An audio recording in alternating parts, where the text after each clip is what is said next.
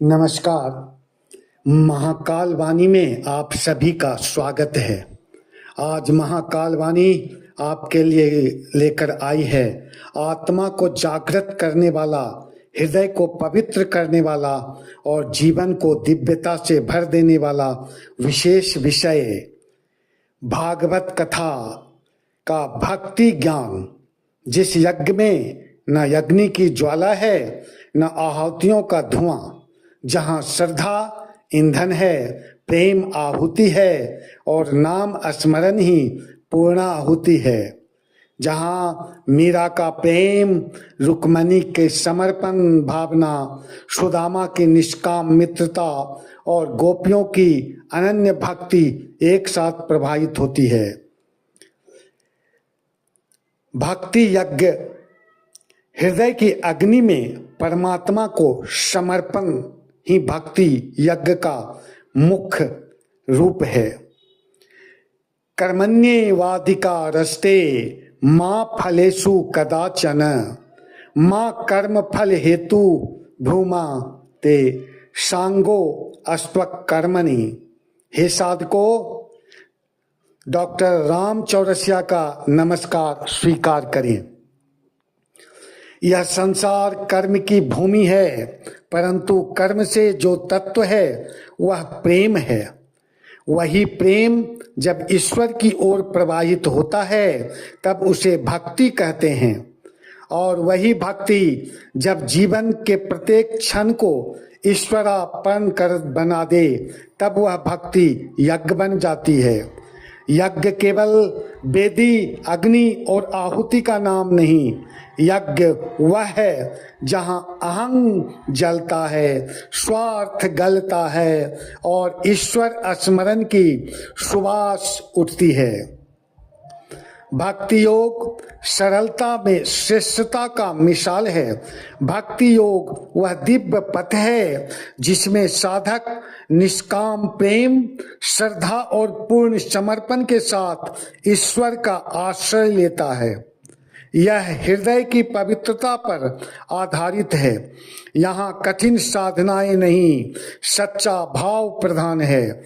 अपने इष्ट देव श्री कृष्ण का नाम जप, भजन, कीर्तन, सेवा और निरंतर स्मरण, ये सब भक्ति के पुष्प हैं।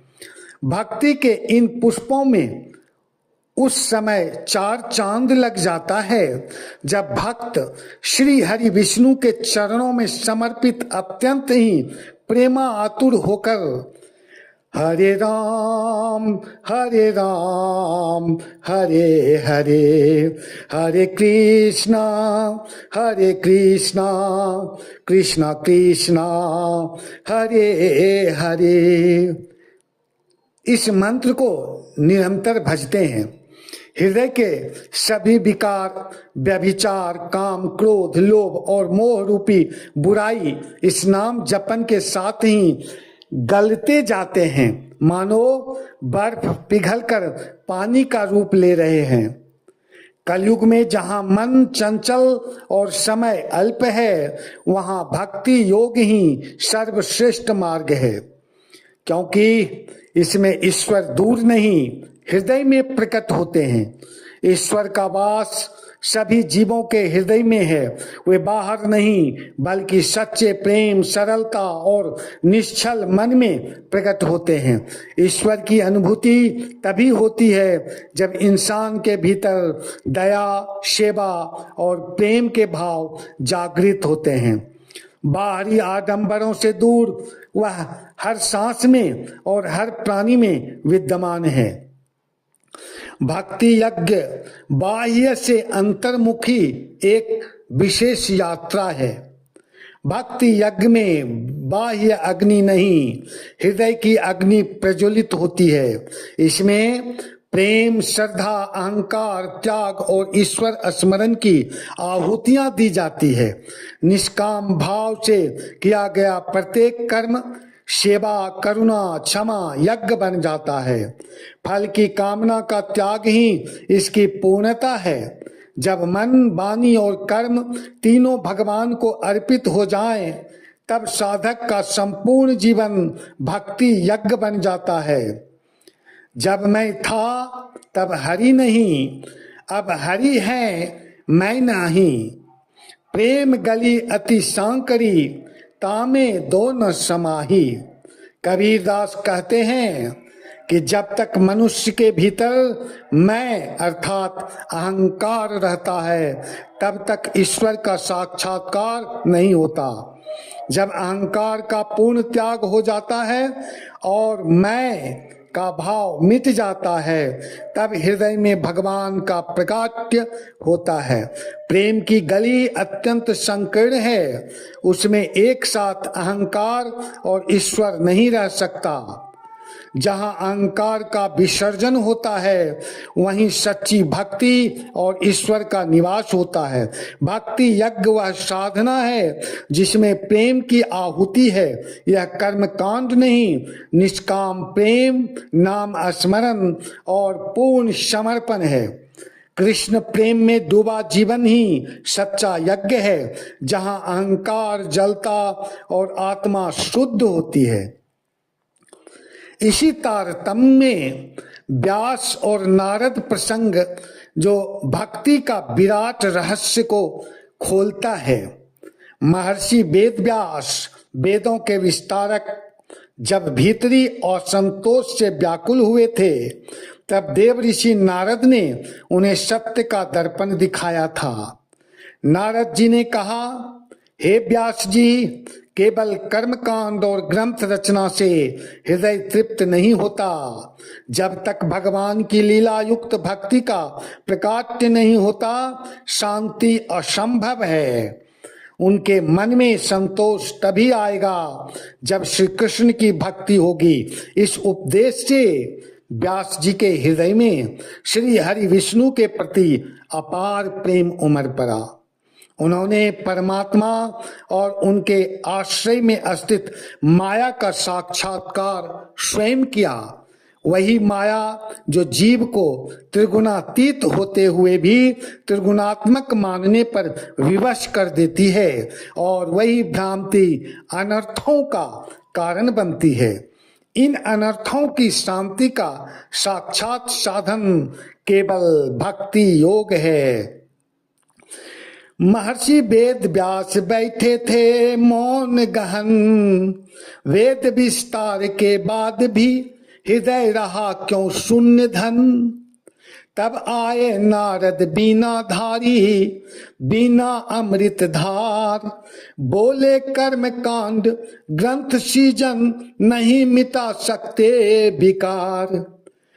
जब तक प्रभु लीला भक्ति का अंतस में उदय ना हो तब तक शांति तृप्ति रस सब स्वप्न समान ही होय। श्री कृष्ण भक्ति ही संतोष है, यही हृदय का सार। इसी उपदेश से जाग उठा व्यास हृदय का प्यार। उमड़ा प्रेम श्री हरि विष्णु चरणन में, बह निकली भक्ति धार। देखी माया आश्रित प्रभु में खुला तत्व का द्वार। त्रिगुणातीत होकर भी जीव त्रिगुण में क्यों बंध जाए। मिथ्या मान्यता से उपजे अनर्थ दुख दल फैलाए। इन अनर्थों की शांति का एक ही अमोघ उपाय। ज्ञान नहीं तप नहीं यहाँ, भक्ति योग ही सुखदाय। प्रेम पथ पर जो चल पड़ा पाया परम विश्राम। व्यास बने भागवत प्रणेता, जग को मिला हरि नाम। श्रीमद् भागवत जिनको व्यास जी ने रचना की भक्ति यज्ञ की अमृत धारा है। व्यास जी ने देखा कि संसार यहाँ तक कि उनके पुत्र सुखदेव जी भी इस रहस्य से अपरिचित हैं। तब उन्होंने परम हंसों की संहिता श्रीमद् भागवत की रचना की। श्रीमद् भागवत का श्रवण मात्र श्री कृष्ण के प्रति प्रेममयी भक्ति जगा देता है, जिसके शोक मोह और भय नष्ट हो जाते हैं। यह ग्रंथ ज्ञान नहीं अनुभूति कराता है, विवेचन नहीं रसास्वादन कराता है। योगेश्वर कृष्ण शरणागत भक्त वत्सल हैं। यही श्रीमद् भागवत गीता का यज्ञ, भक्ति यज्ञ का गूढ़ ज्ञान है। जो उन्हें पुकारता है वे उसके रक्षक बन जाते हैं। जो उनके चरणों में झुकता है वो उसका भार स्वयं उठा लेते हैं। भक्त की विपत्ति में वे केवल साक्षी नहीं रहते अपितु ढाल बनकर सामने खड़े हो जाते हैं। शरणागति में आया हुआ एक अश्रु भी श्री कृष्ण के हृदय में करुणा की गंगा प्रवाहित कर देता है। इसलिए वे योगेश्वर होते हुए भी भक्त के प्रेम के बंधन में बंध जाते हैं। महाभारत में द्रौपदी चीर हरण का प्रसंग शरणागति का अमर उदाहरण है। सभा में अपमानित होती द्रौपदी ने जब अपने सभी मानवीय प्रयास छोड़ दिए और दोनों हाथ उठाकर श्री कृष्ण को पुकारा, हे गोविंद हे द्वारिका नाथ, हे गोविंद हे द्वारिका नाथ, मैं आपकी शरण में हूँ। अब ना मेरा बल है ना कोई सहारा है, हे माधव मेरी लाज रखिए। यह पुकार शब्दों से अधिक भाव की थी। जैसे ही द्रौपदी का अहंग मिटा और उसने स्वयं को पूर्णतः श्री कृष्ण को सौंप दिया, तब योगेश्वर श्री कृष्ण ने उनकी लाज रखी। द्रौपदी की सारी अनंत होती गई और दुष्टों का अभिमान चूर हो गया। कुरुक्षेत्र के युद्ध में जब अर्जुन का मन मोह माया और करुणा से भर गया, तब उसका गांडीव हाथ से गिर पड़ा था। वह महान योद्धा होकर भी स्वयं को असहाय अनुभव करने लगा। उसी क्षण अर्जुन ने अपने अहंकार का त्याग कर श्री कृष्ण की शरण ली और कहा, मैं आपका शिष्य हूँ, हे कृष्ण मेरी रक्षा कीजिए। जैसे ही अर्जुन शरणागत होते, श्री योगेश्वर कृष्ण ने गीता का दिव्य उपदेश देकर अर्जुन को ज्ञान, भक्ति और कर्म का मार्ग दिखाया। योगेश्वर श्री कृष्ण समस्त प्राणियों के हृदय में विराजमान आत्मा हैं।